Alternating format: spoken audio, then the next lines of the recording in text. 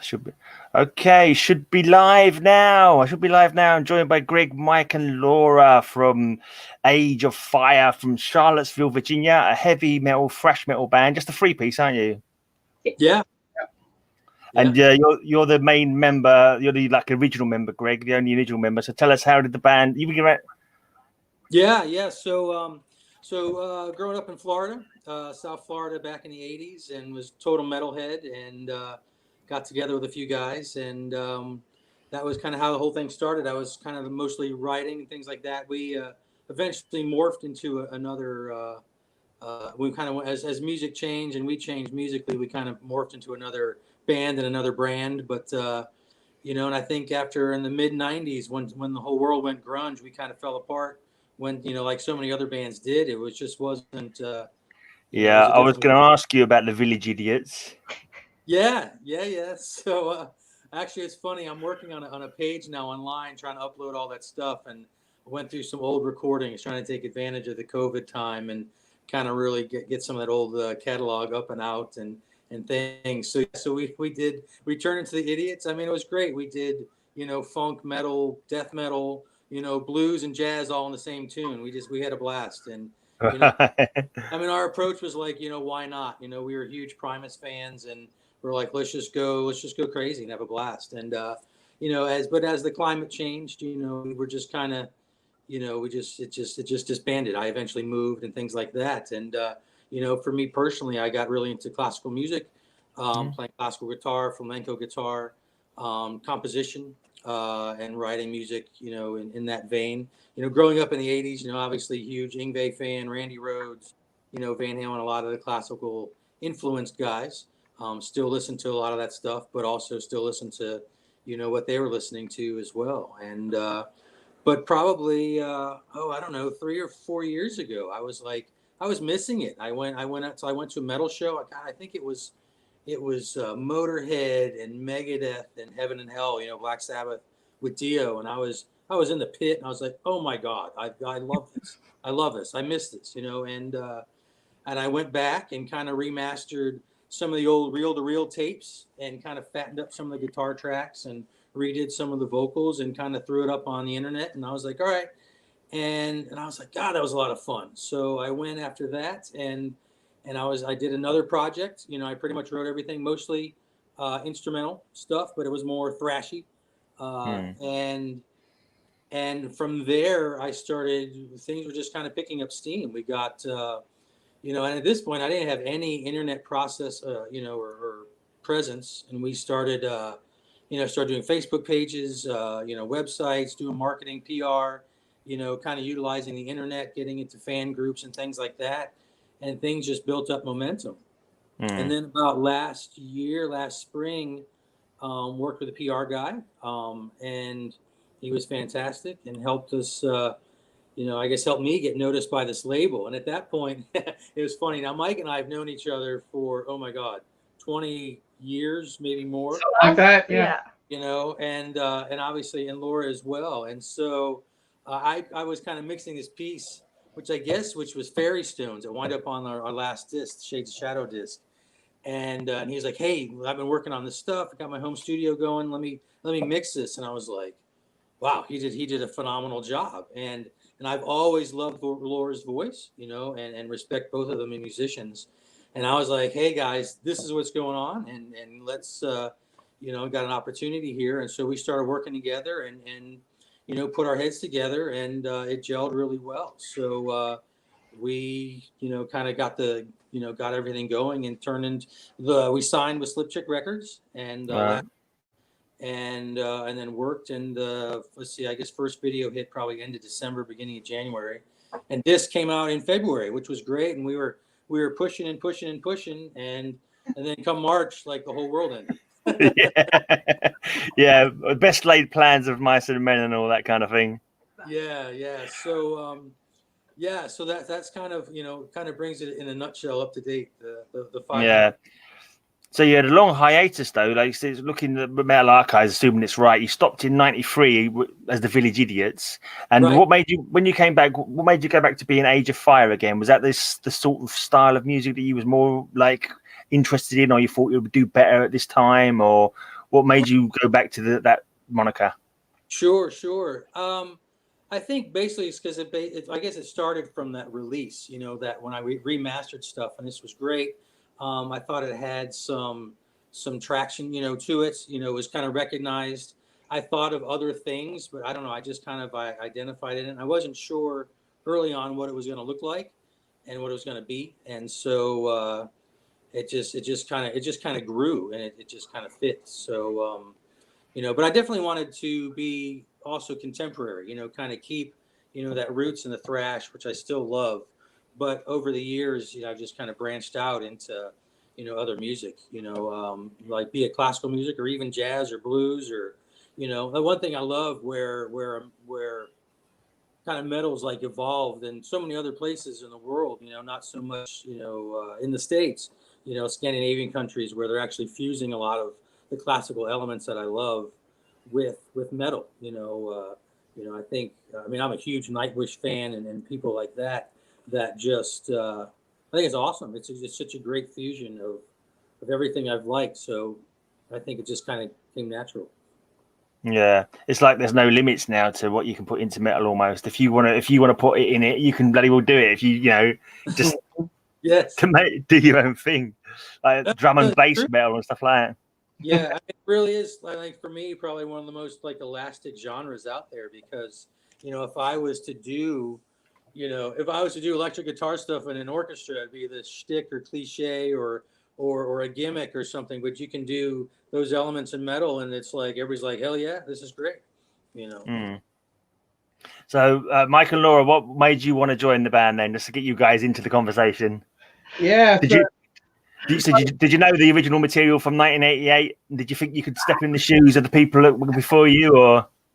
So I had heard Greg had played me some tapes. Greg and I worked at a music store together, and he played me some tapes of his old bands before. But it was just like, hey, check out my old band. I kind of came to metal sort of the other way around. I was like the '90s grunge kid, and then through that stuff started working my way backwards. Like, Metallica was big in the '90s, and so I started with the Black Album and then worked my way backwards to Master and Kill 'Em All, and then had a bunch of other like kind of metal influences because I played music all through that period. But then I started working at this music store with Greg, and he introduced me to tons of stuff. Like I'd never heard like Queensryche and Helloween, and I don't know what else you played for me. I have no idea. Nevermore. And Nevermore. Oh God, Nevermore. Like our favorite band, Nevermore. Yeah. Sure. And but just tons of stuff. And then we both did different projects for years. Greg had his classical thing, and I've done other bands, and and we just kind of looped back to this. And initially for me, I was just offering to like kind of mix and engineer some of his stuff, but then we started working on it, and we were like, hey, we could make this better. We could do this, and we could do this, and let's retrack the drums and retrack the guitars, and let's add vocals. It just kind of blossomed into this bigger thing, Yeah. And what about so your main vocalist, are you, Laura? Yes. Well, so how does your stuff, obviously brings a new dynamic to the sound, doesn't it? Well, for sure. And I was going to say, when you were asking, what made you want to join, it was more like I was kind of like, oh, and you're joining. So when Mike was starting to remix some stuff, he's like, if we actually had some like a real vocalist on this, we could show Greg what it could sound like. Come here real quick, and I'll throw you in the booth and sing this.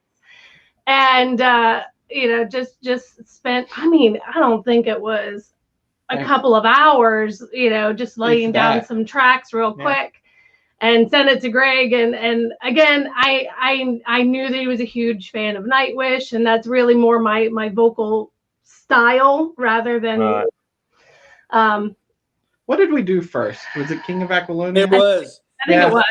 Yeah, the first tune we did together was King Aquilone. I sent him, and I sent him rough tracks. And I guess part of it too is like when I did the disc before Obsidian Dreams, it got to a point where I was I mean, where we live, there really isn't a metal scene. So I was trying to, it was mostly a studio project. And so trying to visualize me playing some of these guitar lines and singing at the same time, I was like, there's no way I could do it. It just got too hard. And so, but when this came about, I was like, it would be great to have, a front person, someone who's really, used to being up front, and I can focus on just playing the guitar, all these insane things I wrote. So I was like, okay, this is great. And so I sent Mike, it was King of Aquilonia, and which wound up being our first, track and, single and video. And sent it back to me, and I was just like, wow, this is great. We got to do this. Like, you guys got to join the band. This is great. It was just, it was exciting. It was awesome to hear. I mean, it really just brought it up to the next level. I mean, with Mike helping with the bass and drums, he was kind of doing double duty on the album, and then Laura bringing it up to, a whole nother level vocally. It just really clicked, and I was very, very happy.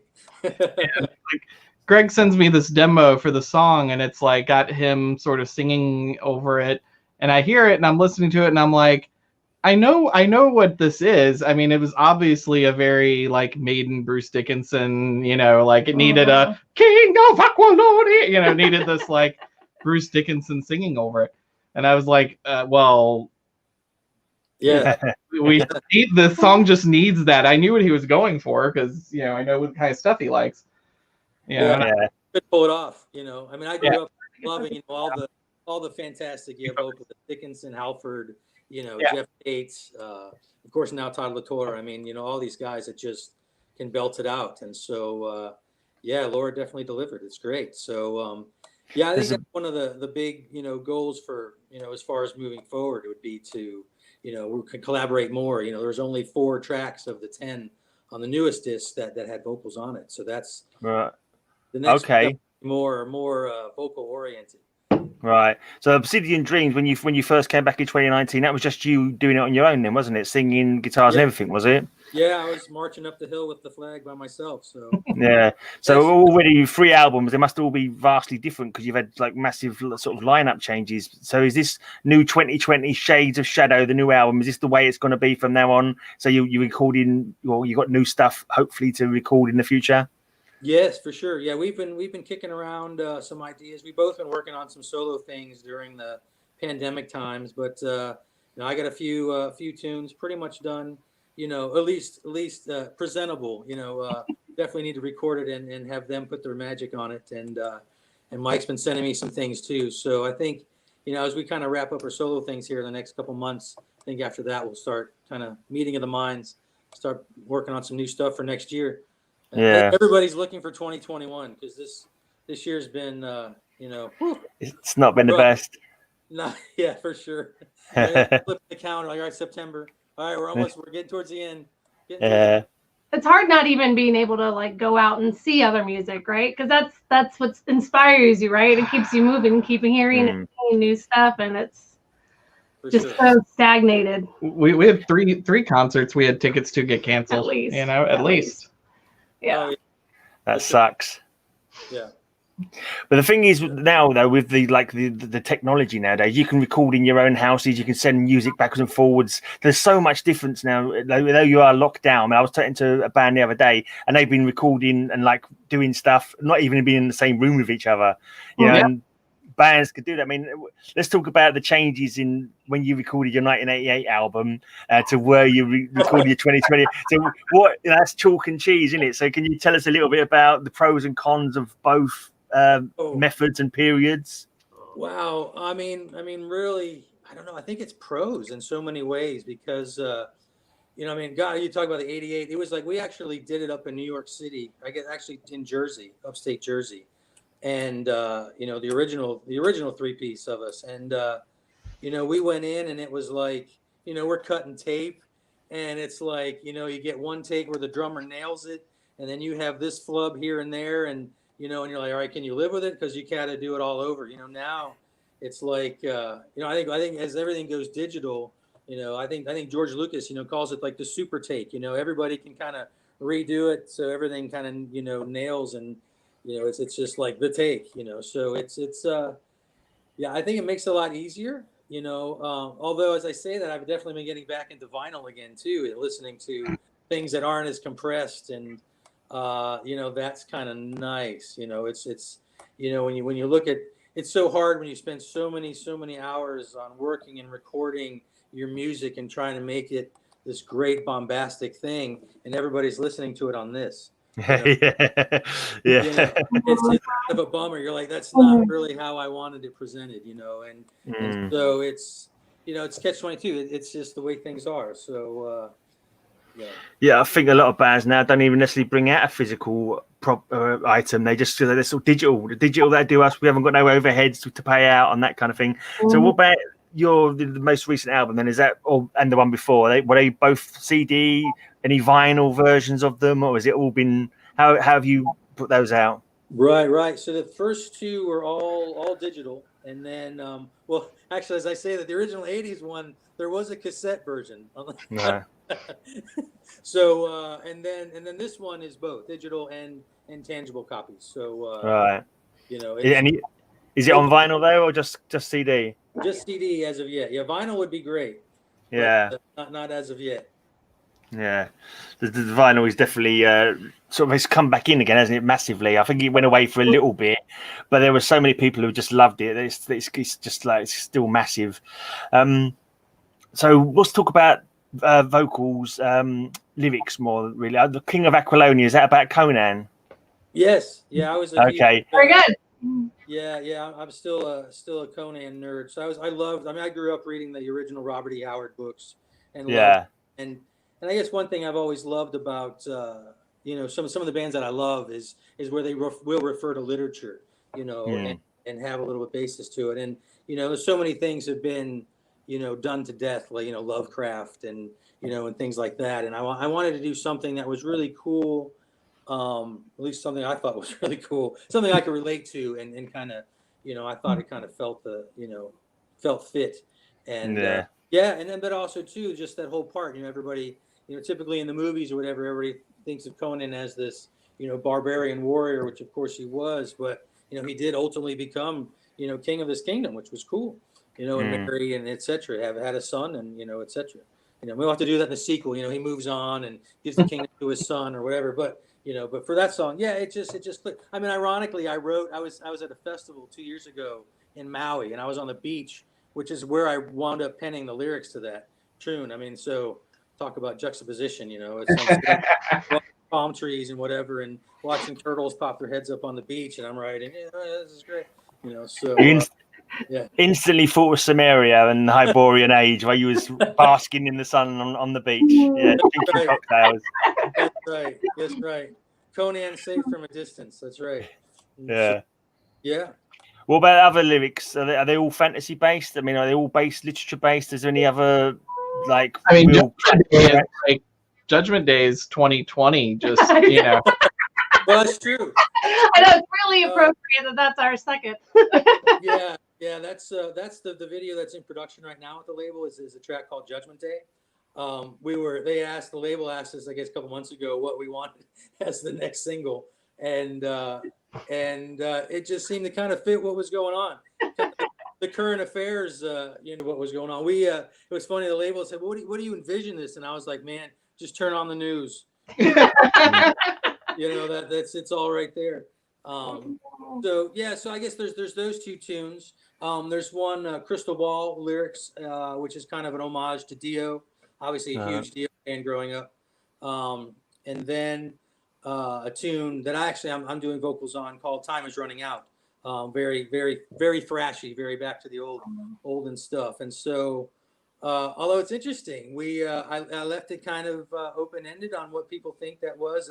I know we did an interview months ago, and everybody kind of had a different idea of what the song was about. So, I kind of like that, where people can look through the lyrics and get, put their personal touch on it. Like, I think it could mean this or might mean that. Yeah, that's a little more thought-provoking. That's probably the best sort of lyrics where everyone can take something from it and read their own situation into it or something. Yeah. Well, it's just funny because I knew what it meant when I wrote it, but I think it's funny that other people got other things, which I think is great.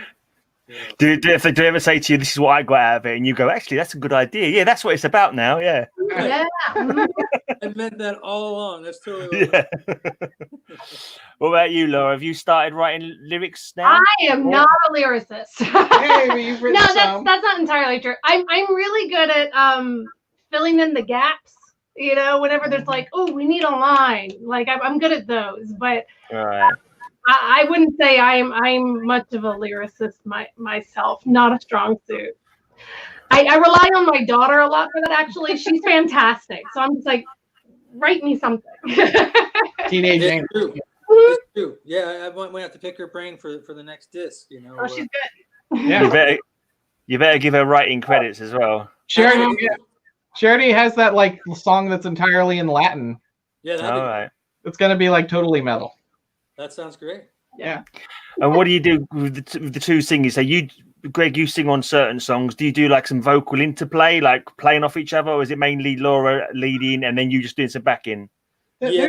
Yeah. Mostly Laura. You know, with it's. Yeah, we haven't gotten to play too much with working No, together. there is. What? There is. Like Oh. on Crystal Ball, there's a There's part one. where Laura's all like doing the Dio thing, all Crystal Ball, you know, high, and Right. Greg doing this all will fall, like lower, Right. you know, kind of darker thing. Yeah. It's like layered in there, you know. Yeah, well, I think that's the greatest thing is that it gives us so many more options than where I was before, where we were before back in the 80s is I think as all of us, we come from kind of different musical backgrounds. So but you know, kind of come together unified for this. And I think there's so much more potential to do, you know, whatever we want, you know, musically. And you know, it's been great because obviously, I mean, well, I know, you know, when I like you hear my voice, it's a certain thing. And so, you know, I couldn't do you know, I can't do what Laura does, which is great, you know. And, Yeah, me so, I'd be a you'd be little really scared. concerned. I could try one night, but it would take a few drinks at least, you know. But I don't know. There are even notes when I was in the booth that I don't know if you've seen the Bohemian Rhapsody movie, and there's the scene where Freddie has one of his band members, I can't remember whom, in the booth, and he just keeps doing no higher.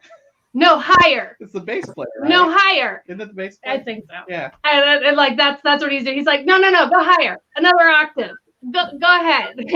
So that's I'd be that's what I worried did. if Greg could.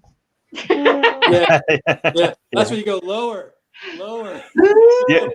Don't you have to squeeze a certain part of his anatomy to get them kind of high notes out of him? That's right. Some helium, you know. Yeah. That would work. It's funny. We've never really talked about this before, but I think all of us really, you know, like harmony, like musical harmony, like, you know, chords and melody and just how it all mushes together. And if you think about it in metal, there's a lot more harmony than people think. Like even on some of the old Metallica stuff, there's vocal harmonies. Stuff like, you know, King Diamond jumps to mind, like a billion stacked harmonies, just you know, just in the King Diamond stuff. Like there's tons of harmonies in metal, and you know. Yeah. I remember what was it, Queensryche, when I guess on the Empire tour when they did all of Mindcrime and they did Sweet Sister Mary, you know, and I mean that was just mind blowing. I mean, mind blowing. Choir. Well, that, but then also the way the band was vocally harmonizing, accenting behind Jeff. And I mean, it was, you know, and to see that on stage with the whole production was just, my job. It was awesome. So we try and mimic some of that too on recordings at times. There's, you know, places with stacked harmonies, and it just makes things thick and lush and powerful, I think, you know. And is it one of those? As we say this too, I mean, Mike also sings, so it's we all, you know, he does something as well, yeah. Yeah. The baritone. Vocalist, right? Vocalist.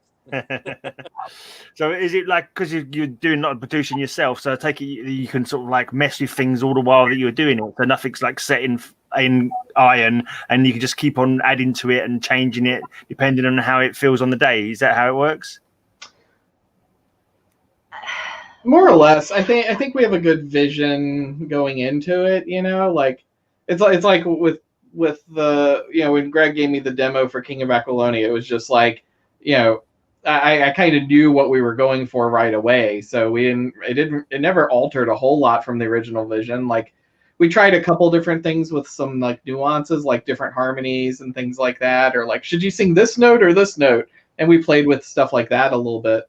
I think that's the thing to realize. Mike and Greg especially are just ridiculously brilliant musical minds, and they think in such complex theory that they know exactly, you know, what chords are going for what notes and what chords and how they harmonize and how they work. And it blows my mind. I have no idea how they do it. Every time they're like, no, sing this note. I'm like, okay, sure.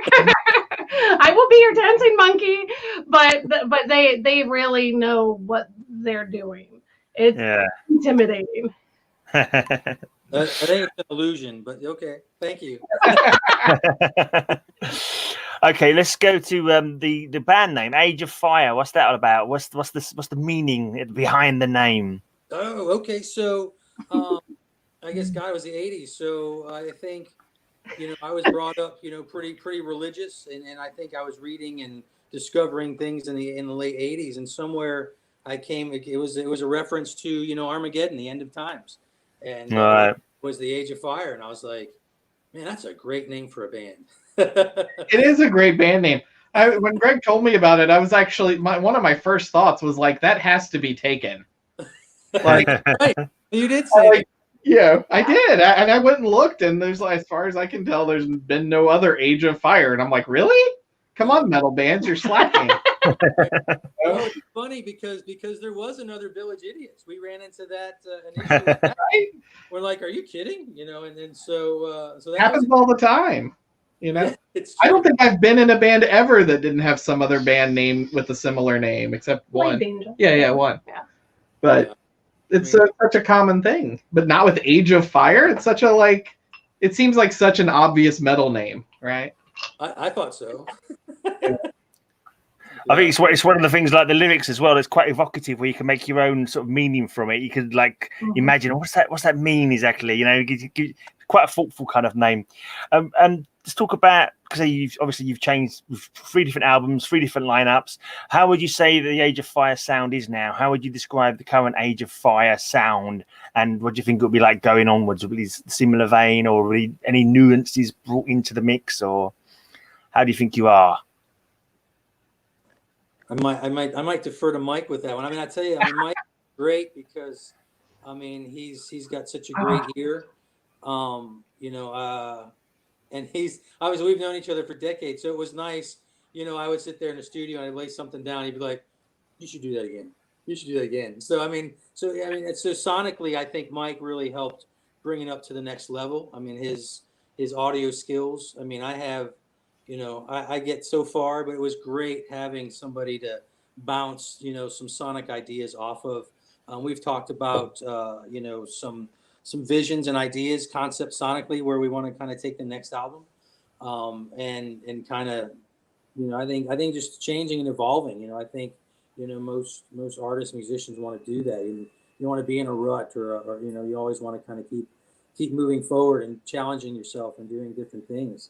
I think this was a very contemporary sounding album for the time, and you know, pretty happy with it.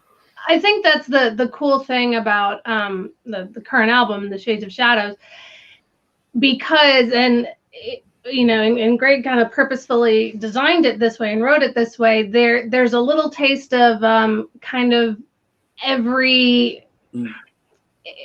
What's the word? Kind of iteration of metal. There's some thrash, there's some Dio, there's some, you know, there's a little bit of Nightwish, there's a little bit, you know, so there's a little bit of everything kind of going on there, to kind of show that you don't have to be pegged in a hole, and pay our homage to, you know, everyone who came before, and that's what just makes it really interesting. Yeah, I think the subgenres of metal are kind of hard to define sometimes, and there's there's a lot of overlap, and there's a lot of bands that don't fit clearly in this particular spot. Like Nevermore is a good example. Like, how would I classify Nevermore? Like, they're not thrash exactly, they're not death metal, you know, they're not gent, or like they're Nevermore. Like, it's just metal. Like, I don't know, It's not power metal. It's not like Dragon Force or that kind of stuff. And I think this at least this last album is sort of like that. If gun to my head, I would sort of maybe push it more towards thrash than anything else. But it did have lots of different influences. There's a thrash tune and a Satriani type tune and sort of a more modern-y, crunchy tune. And like, there's just like, and then some beautiful moments with Greg's classical guitar in there that just, round it all out. So it's even the title track it starts off with solo piano and then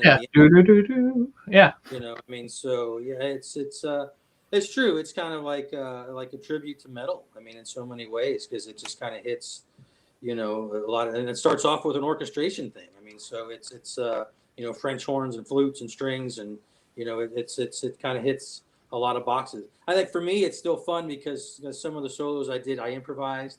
But I think my favorite track, is there's the one I still really like is the last track, because I was like, you know what, we'll do like a little thing, as a little outro, like a minute and a half, and I sent it to Mike.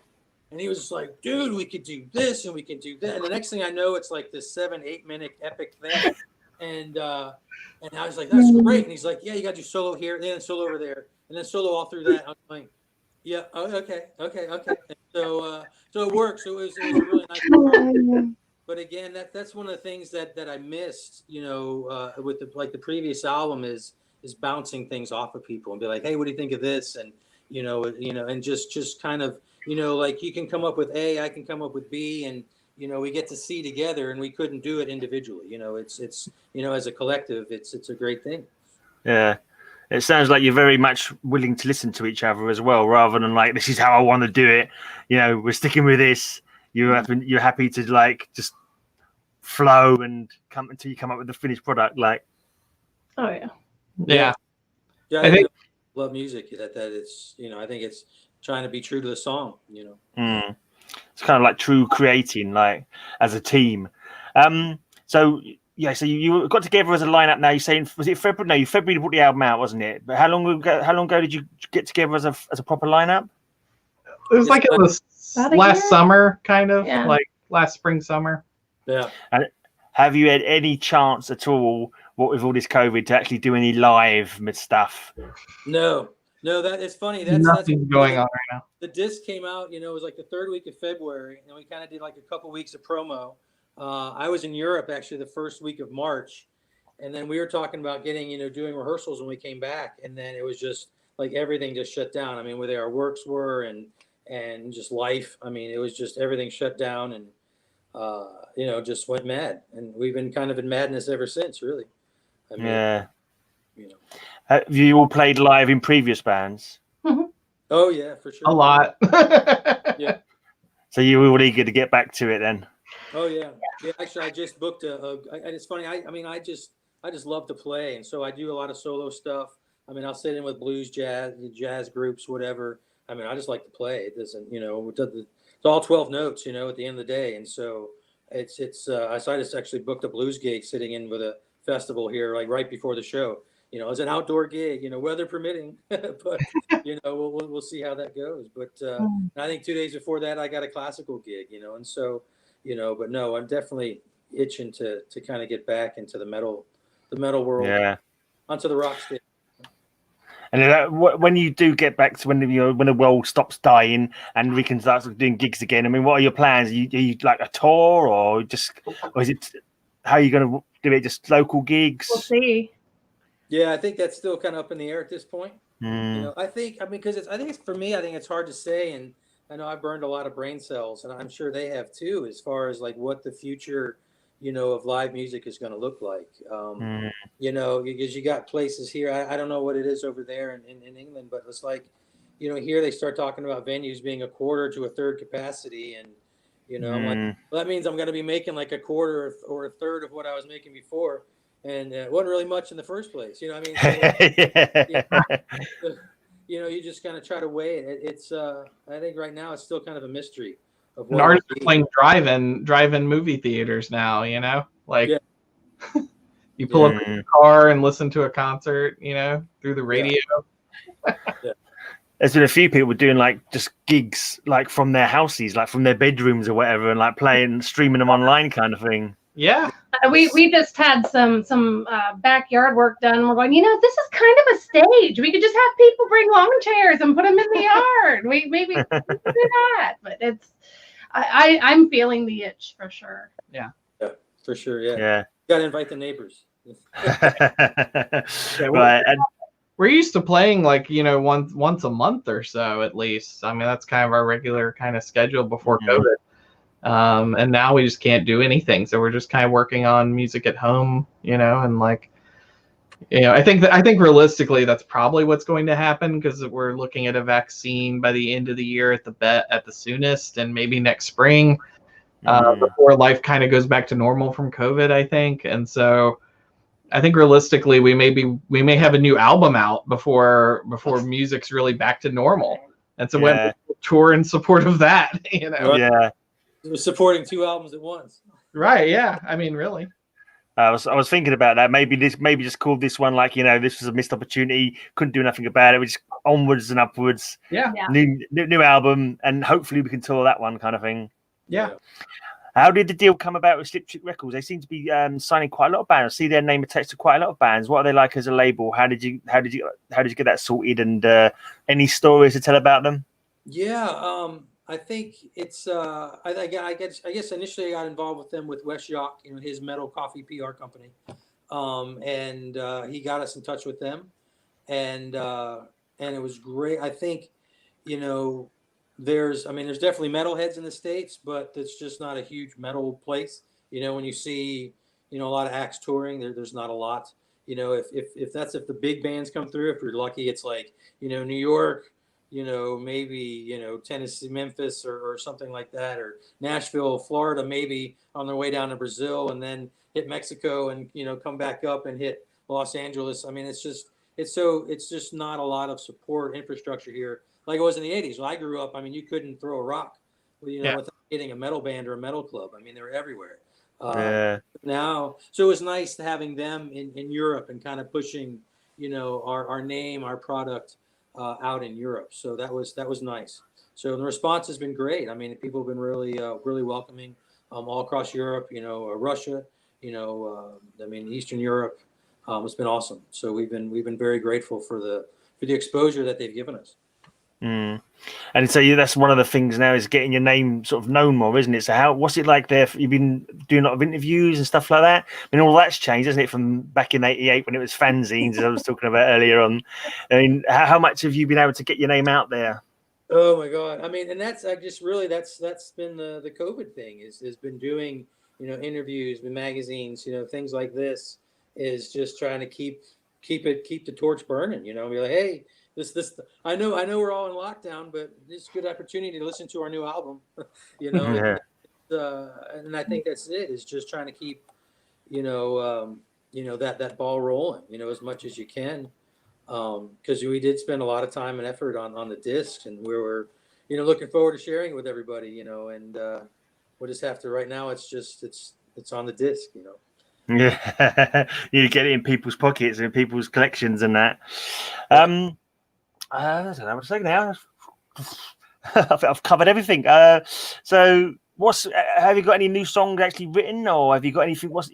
Anything ready for the new album? And any name for the album yet? No, we haven't discussed that. I definitely have 3 tunes that I feel are 3 or 4 tunes that I feel are pretty done. I don't know if they feel that way or not. I sent them on to Mike.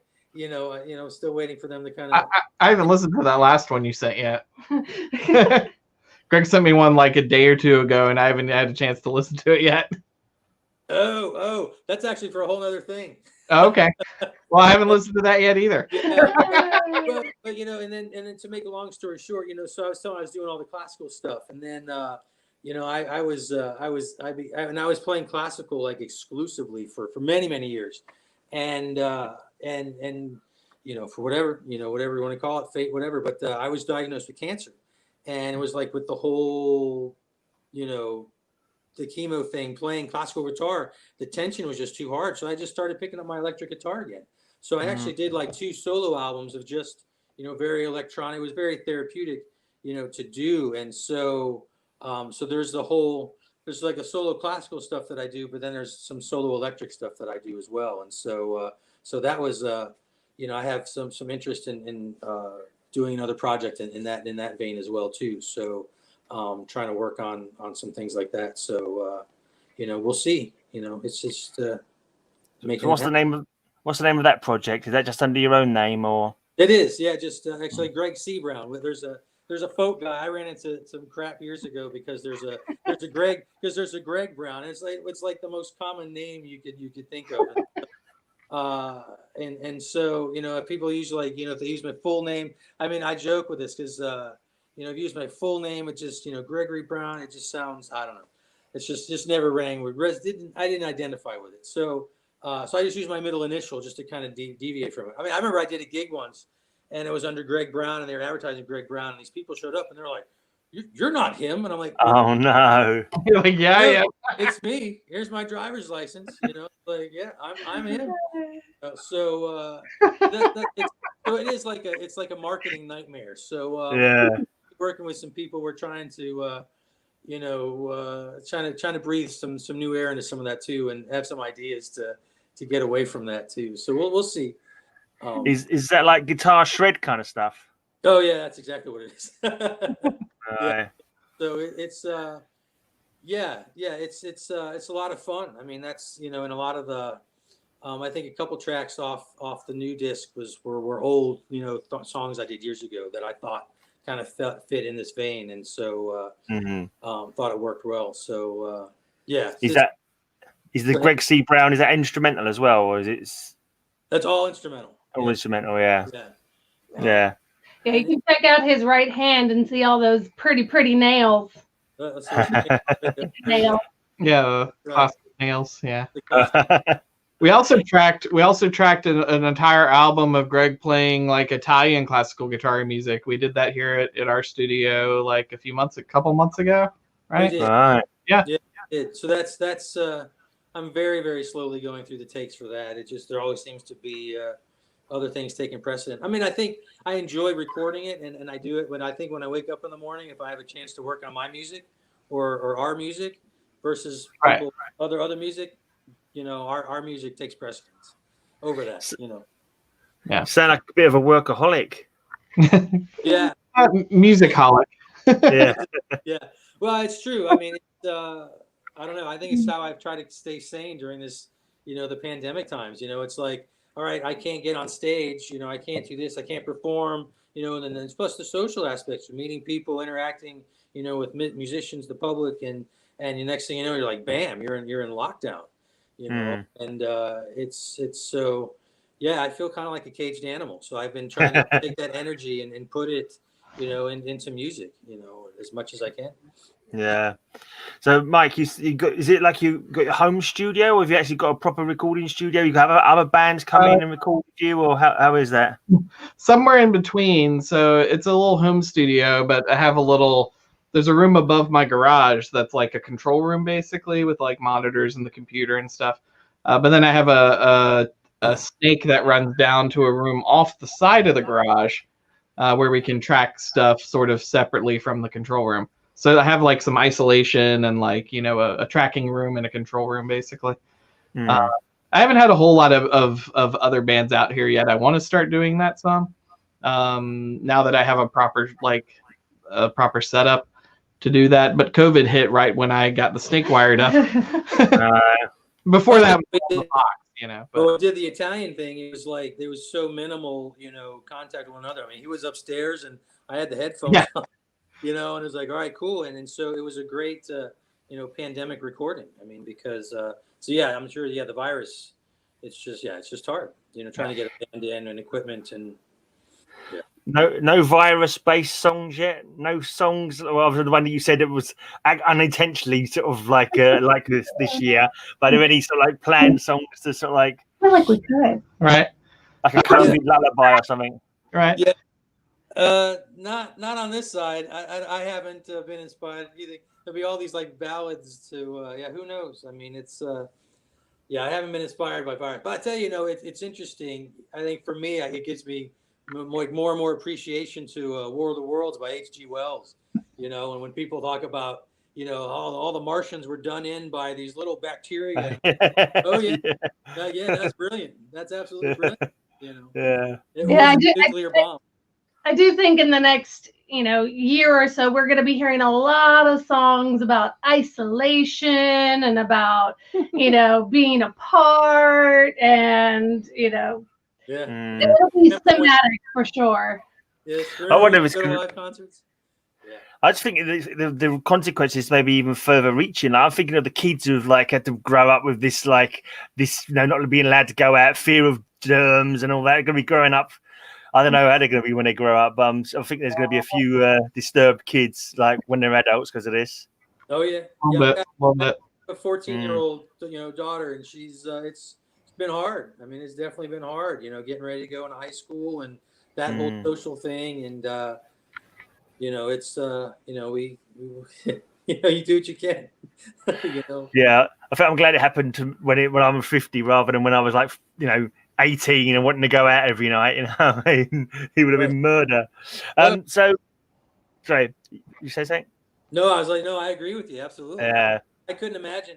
Well, especially it sounds like we're close in age. It was like growing up, we had no cell phones or here they can still FaceTime their friends and interact or play video games remotely or whatever. Us, it was like, oh my God, it was like sit around and listen to disco. I mean, it was terrible. So talking about when you're going to play live, but Mike, is it you do drums and bass? How's that going to work in live? Are you going to get another you're going to get another person in for gigs? Well, I can do both at the same time, it's fine. No. Yes, that's the plan. Yeah. What was the plan? Sorry, I missed that because I lost the sound for a bit there. Sorry. Yeah, that's the plan, is to get a bass player in. We have a bunch of bass player friends that do metal stuff. That's easy. All right, so it's not a problem then. Kind of about that was kind of about where we were in the beginning of March. Was I was going to come back from Europe and we were going to get together and kind of work with a few bass players, see what gelled, and then like I said, everything just kind of shut down. Everybody was in lockdown, so that part's just kind of on pause, at least for the moment. Yeah. But right now, the bread and butter of the band, this is it. So, but we definitely have people interested, which is cool, which is exciting. Cool. And what about the local scene? You were saying that the scenes are nowhere near as good in America as it used to be.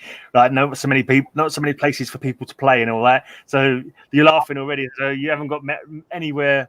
There's in Virginia, here in Virginia, there will be maybe 2 or 3 metal shows, maybe a year between a couple different venues. We had to drive 6 hours to North Carolina to see Metallica. Right, that's as close as Metallica came, for example. Guns N' Roses was going to play up in DC. We had tickets to see Guns N' Roses in July up in DC, but that got canned. But like Greg and I saw Yngwie Malmsteen here in our small town. He came to the little small club here. You were with us, right? Yes. Yeah, usually if Yngwie somewhere. Yeah, it's but we have about an hour away. We have which is funny because here it's like a metal abyss, and then an hour away we have Richmond, which is like where Lamb of God is from, and so there's a couple and Guar. Yeah, some clubs there, and then a couple. I mean, it's a hike. I mean, it's like I said. I mean, when I grew up in South Florida, it literally was like bar next to bar next to bar next to bar, and it was like. And they were all doing live music. I mean, it was fantastic. And I didn't realize how amazing that was until I left and it ended. I mean, it was just, it was, but it was everywhere. I mean, because even I look at, places like we grew up and playing, and it was like, we'd play in garage bands or warehouses or wherever that you could build, infrastructure and a following. And, kids here just don't have that. They don't. It's a shame. I still work for the same music company that Mike and I were with years ago, and the kids still come in and they'll start playing Pantera or Slayer or whatever, and I'm like, man, but it sucks because the kids can't. There's no, like I said, they can't really get together, or jam or have places to play like they used to. You know, Yeah. It's kind of a It is funny because we're kind of known as a music friendly town, but not for metal. You know, we're really great There's a if lot of you're into music. that like indie rock stuff. Yeah, so you can make it the same face I make. Or like jam band. Yeah, like really big for that. And we do get a lot of surprisingly big names for such a small town that we are come through here. But Not metal. Not metal. For the No. most part.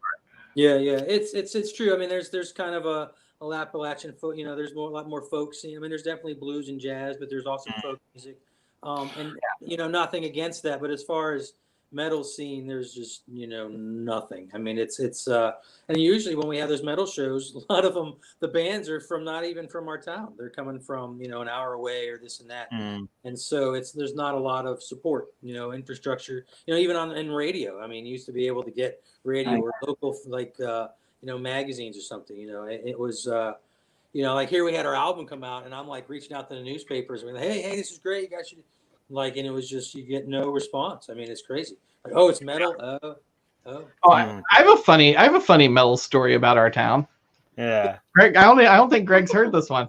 Oh, good. So in high school, I was in a band with this guy that was a total metalhead. And our high school band sort of ended. It wasn't really metal. It was maybe more of a grungy kind of thing. But that band sort of ended. And his next project that he started, he got really into like black metal. Like, I mean, full on like Emperor, like just black metal.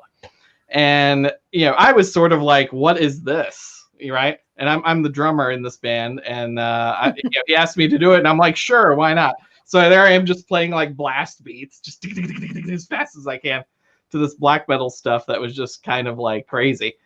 And this was like 97, 98 maybe, right? Like late 90s.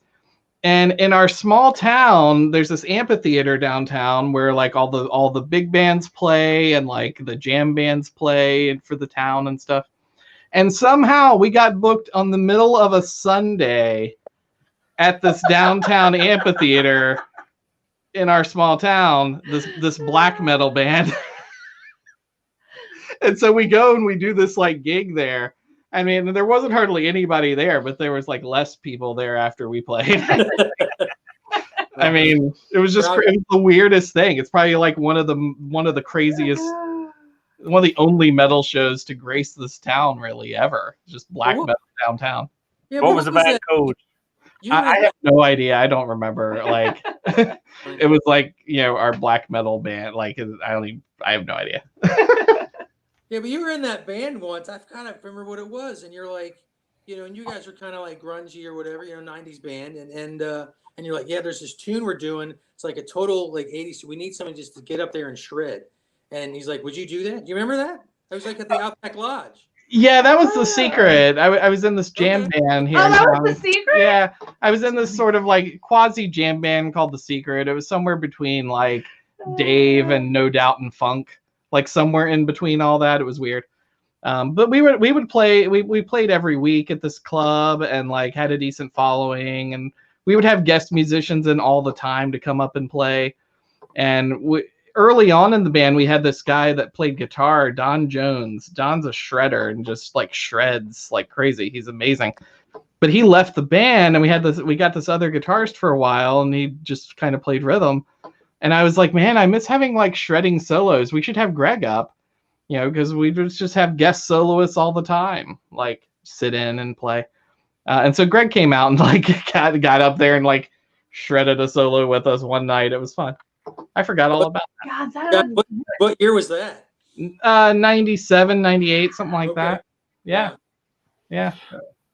Okay, when it's gone, that club's gone. That's all that's gone. Yeah. I was saying, when it comes to like the local scene, like are you the only band in the area, or are there other bands as well? There's a bunch of bands. It's a lot of like we said, it's a lot of singer songwriters with like little bands backing up an acoustic guy. No more metal bands though, other than you. Yeah, I mean, so there's a couple, but it's very small time. One of my good friends is in a band called the Valix, which is like a sort of a concept band, kind of Coheed and Cambria style. It's very proggy, sort of a little heavier, maybe. but in that vein, kind of. And there's a couple. There are some bands that are, sort of like, probably heavier than that, either doing all instrumental stuff or like doom rock or like all kinds of stuff. But it's very, very underground, like people that just have practice and no gigs, right? Because there's nowhere to play, right? I was thinking, like, if you like the Field of Dreams, if you build it, they will come. Maybe you can create the scene yourselves by putting gigs on, getting bands from other towns nearby. So get a coach together, come down with your fans. We'll get some bands from this town and this town. If everyone brings like a minibus, that's going to be like loads of more people are going to hit. But it's finding a venue. I mean, have you considered going that route? Yeah, I think we've done all that before. Virginia's really hard. This is like, it's just a state thing. Like Virginia is very sprawling and spread out, and there's not a lot. Show attendance in the whole state period is not very good here. You really have to go outside of town. Like, DC for sure.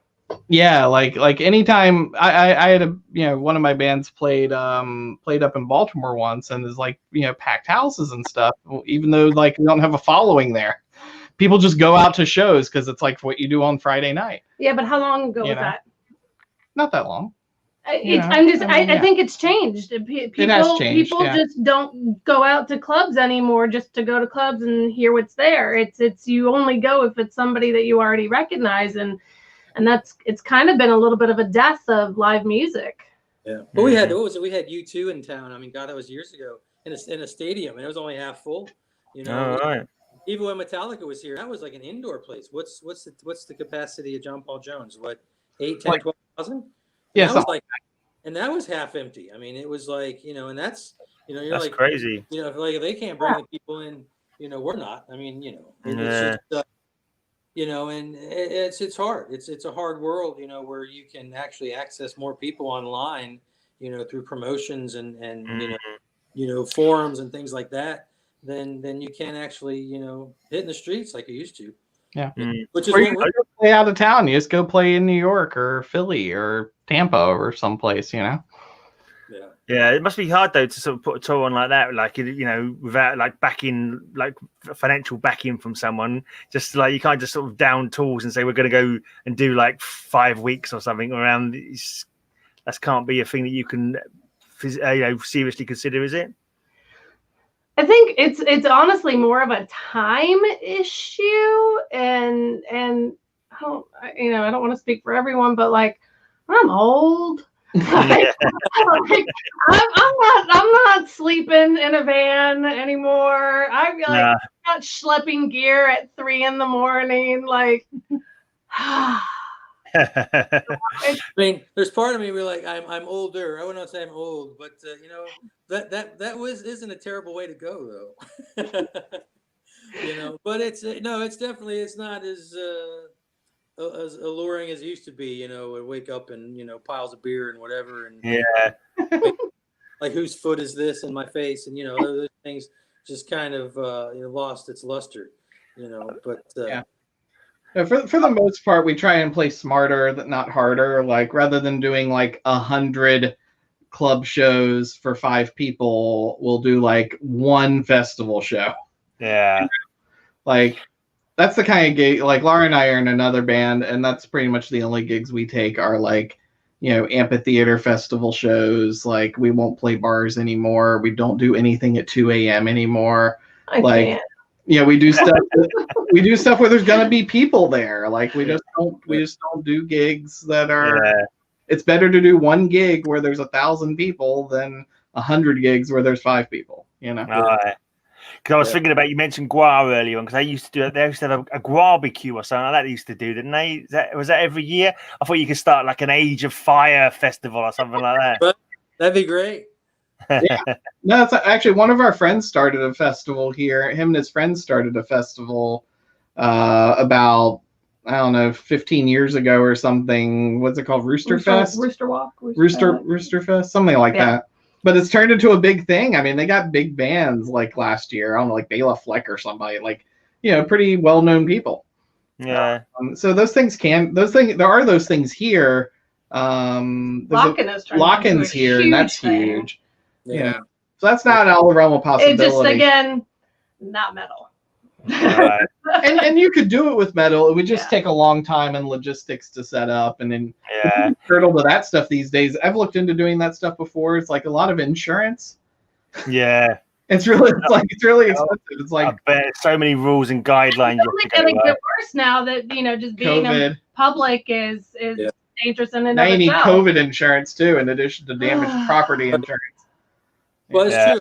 I remember years ago, like when the hurricane hit Puerto Rico, I was trying to do a benefit concert, trying to kind of build up something, and I got the venue, and they're like, yeah, and then you got to pay this for the sound and the security, and then the parking attendants, and I'm like, wait, did I mention this was like a benefit show? I'm like, it was going to cost $10K out of pocket just to start. I'm like, I'm starting in the hole, and I'm trying to raise money. I was like, here's the website, because it's just Yeah. ludicrous.